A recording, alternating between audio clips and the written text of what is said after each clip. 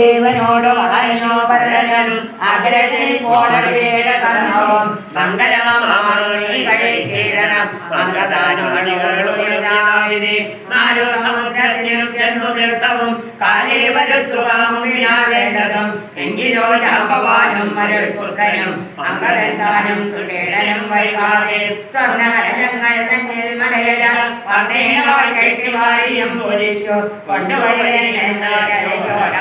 കൊണ്ടുവന്നാലിങ്ങനെ സത്വരം പുണ്യാതിജനം പുഷ്കരമാതിര അന്യതീർത്ഥങ്ങളിലുള്ള ശരീരവും ഒക്കെ വരുത്തി മറ്റുള്ള പദാർത്ഥങ്ങൾ മക്കളവേണ്ടം വരുത്തിനാൽ തക്ഷണേ ശത്രുഘ്ന